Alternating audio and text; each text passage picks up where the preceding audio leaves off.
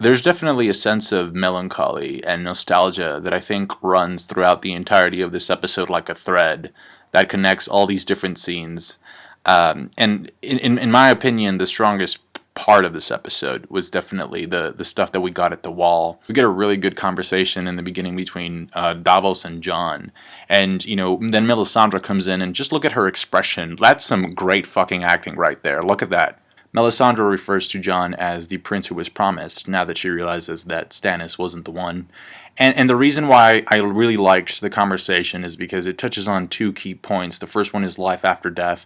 According to Jon, there wasn't anything like after. I mean, he just couldn't, there was nothing. And yet he's been brought back to life, right? Which I guess in a way that kind of speaks to the sort of like the lore of the show and of the series, and that it has less to do with like, divine entities and more with like magic of the world. So if this is the logic of the Game of Thrones world, right, the fact that the show seems to point to the fact that there isn't any like, spiritual or divine entities, ruling over stuff. And if that's the case and magic does exist, does that pretty much mean that the High Sparrow is full of shit? Because I think that's the idea that they were trying to push, especially in this episode. Because honestly, it began to feel like, yeah, this is definitely like some type of manipulation tactic that he's using on Tommen.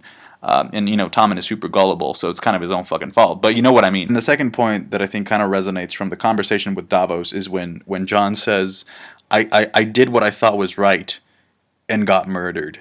Which is like kind of like a central theme of this entire show that was kind of introduced when we saw Ned get decapitated. Like the people that you would normally consider to be like good, quote unquote, just emphasis on those quotes there, they get shitted on. Like, and oh man, like the Starks, who are like generally like they were like a nice happy family, look at where they're at right now, right?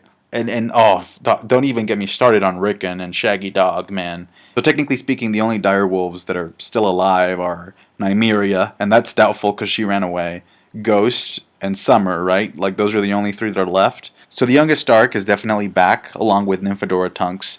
And when I saw him, I was like, shit. Like, out of all the places he can come back in, like, he can show up, it's with Ramsay. That's gonna suck. Although, technically speaking, I know Ramsay can still hurt him and torture him and all that, but, like, okay, if he wants to unite the North, if that's the objective of Ramsay, wouldn't, like, Rickon supersede Sansa in terms of, like, being like the Stark heir, or the ruler of the North type of deal? Because he's technically like the youngest male. Sansa would be the female. I don't know, how does that work? But I do think that he can use Rickon as a way of unifying the North in his favor in order to fight Jon Snow. That's Game of Thrones for you, I guess. Just bringing characters back in order to put them in shittier situations that they were in when they were gone. That's why you can't really celebrate Jon's resurrection all that much, because there's so much shit going on that he has to deal with. What do I have to be thankful for? This world's full of shit. I'm out. Peace. As he says by the end of this episode, his watch has ended. And though technically he's not really an Oathbreaker, right? Because the vows that he took expire when, a crow dies, right? So in this case, it's kind of like you died. Not only that, but you were murdered. And then you came back, so now it's a brand new life for Jon. Obviously, I think there's a bunch of people in Castle Black that support Jon and are probably going to follow him out, right? Like Tormund. He's going to follow Jon because he saw his pecker. And it's not godlike. And by the way, just a very brief mention to the Sam and Gilly scene there. I kind of get the feeling that Gilly's going to end up dying. There's this quote that kind of like I read it as a red flag. She says, "If you think it's for the best, I trust you." I'm like, okay, I think you're pretty much dead after that. Who cares? Like, really, what's the point of her character as of right now? What's her purpose for the plot, for the story? What's she doing there? Now, Daenerys' sequence is actually a little bit more interesting. We have Vice Dothrak, and it's actually part of the opening sequence now, so that's cool. This establishing shot, or this just shot, like, was just great. I love that shot. And, it kind of got me thinking, so now we found out, thanks to Varys. By the way, I love that sort of like semi-interrogation scene that he had with the prostitute, and, how his methods are like, oh, I like making people happy. Because torture doesn't really yield, the answers that I want. Not the truth, right? So they find out that this chick has a son, all right? That's it, folks. That's the big reveal of the episode. What's his name? Don, whatever, it doesn't matter. No, the big reveal is that the people from the previous cities that Daenerys liberated are actually playing a role in funding and leading the Sons of the Harpy. So my question is this, right? If Daenerys can find a way of garnering the Dothraki favor, if she can ally herself with the Dothraki, or the Dothraki actually decide to follow her, right? If she has the cavalry on her side, do you think that that will be enough to take down, or at least fight the people that are fucking, meereen up with the Sons of the Harpy in Astapor, Yunkai, and Volantis with the Dothraki, and still have enough men to cross over to Westeros and fuck shit up there? Because I'm watching Tyrion desperately trying to start a conversation with Melisandre and Grey Worm, right? And crashing down, just failing miserably. It was hilarious, by the way. Great dialogue in that scene. No, but it doesn't seem as if they have enough men, all right, to protect meereen and put up a front against the other cities. At least not now. So what's going to happen then? Are they going to wait for Jorah and Daario to come back, like possibly empty-handed, or with Daenerys? I don't know. Melisandre did say that, oh, I know their language. I know what language they speak. Does she mean like money? Does she mean slaughter? Does she mean like dragons burning their ass? By the way, if you're not happy with all the previous episode reveals that I've just covered, it turns out, and it's revealed in this episode, that Varys' little birds are actually medieval trick-or-treaters. And I think the main point of all those King's Landing scenes, specifically the ones that have Cersei in them, is to just let the viewers know that the Lannisters are beginning to structure and plan out their counterattack. I mean, I think getting support from the council is going to be absolutely crucial because they couldn't get it in this episode. But other than that, I mean, you can tell, like, Cersei's game plan has begun. Like, she's like, you got to plant these little birds everywhere. She said Dorne, Highgarden in the north, so she can get more information and make, better decisions, even though she's kind of, like, still crazy. Very nice to see Olenna Tyrell again. I just love her smugness, especially when treating Cersei. Like, she was just really condescending. Like, no, you're not the queen, because you're not married to the king. Marjorie is married to the king. Therefore, you're not the queen. And also, shout out to Pycelle's fart when the Mountain shows up, after having talked so much shit about him and about, like, the possibility of killing him and putting him down. He just lets one rip. Just proving once again that he's a true coward. That final hanging scene I thought was really well done. It just, especially those eyes, those red pupils by the end, they were kind of haunting. Very gruesome stuff. Really well done.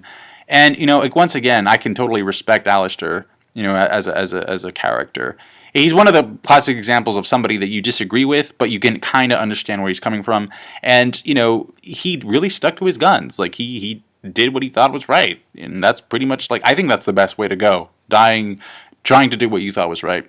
Not like fucking punk-ass Ollie bitch here. Like, just, he didn't even get to say, he was so full of pride and anger and rage that he didn't say anything. At first, I thought he was going to spit in Jon's face for some reason, but no. Thank God. So, and somebody better burn his body immediately. I don't want that kid back as a white. And initially, we got what could possibly be one of the most crucial, fundamental story points of this entire verse about to be revealed with the Tower of Joy, and it's actually cut short by the three-eyed raven. Let us know more about Ned as a character. The fact that he always told people that he had defeated Arthur Dayne and stuff, when in fact, like, he was stabbed by the back. Like, he was a boss, dude. Like, he was wielding two swords and stuff.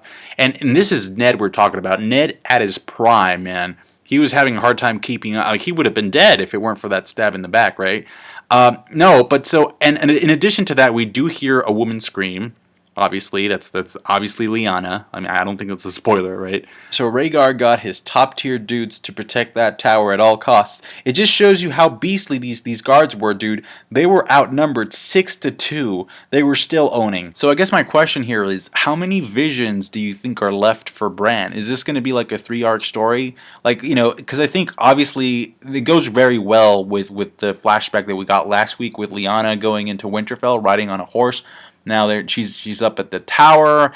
I don't know. Like, it's like, I'm really excited about this, and it's kind of like Bran is really frustrated with the fact that the three-eyed raven just keeps cutting him off, and I think that's gonna make Bran just say, screw it. I'm gonna do this by myself. I don't need anyone's help, and if I stay stuck in the flashback, it'll be worth it. And plus, like, when he yelled out to Ned, when he's like, Dad, like, Ned turned around. So I'm kind of wondering, do you think that he may have some type of influence in the past timeline to maybe not exactly change things, because what's done is done, right? So maybe it could just be like a small little nudge, like, here and there. Yeah, because otherwise it would fuck up the timeline. It would just, just him having some type of agency in the past would just mess things up. But just, I don't know. It opens up the door for a lot of things. But ladies and gentlemen, that's it for me. Tell me your thoughts about this week's episode of Game of Thrones down below in the comments section. Speaking of comments, here are some of yours.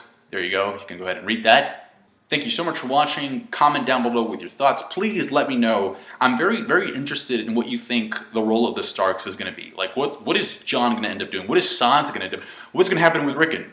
When is Bran going to leave the Three-Eyed Raven? Is Arya ever going to get back to Westeros in this season? I don't know. It kind of feels like they've been like going through these training arcs, and now they're ready to bloom. And I really want to know what you think about that. So comment down below, or comment about anything I talked about in the video. Thank you so much for watching. Like the video if you did. I appreciate that. Subscribe to my channel if you haven't. Catch you guys later. Thanks.